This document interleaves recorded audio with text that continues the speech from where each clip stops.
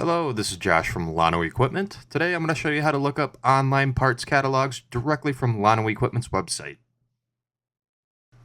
From our homepage, which is lanoequip.com, at the very top you will see a parts tab. Go ahead and click that. If you scroll down a little bit, you will actually see three options: look up Bobcat parts, look up Kubota parts, or look up Toro parts. Today we're going to look up Bobcat parts, so we'll go ahead and click that.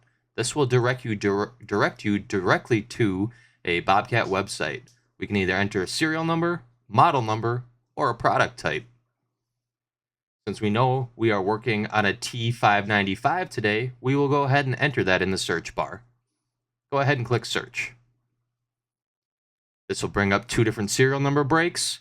If you are having trouble locating your serial number, feel free to contact Lano Equipment and we can direct you to where it's at. Now, once we find our serial number, it will actually bring up all the tabs for all the breakdowns for this unit that we are working on. You can simply click one of the tabs pertaining to what you're working on. And if you actually find your part visually in the breakdown, you can hover over it and it will highlight it on the parts list. As you can see, 720 4050 is the sprocket we're looking for.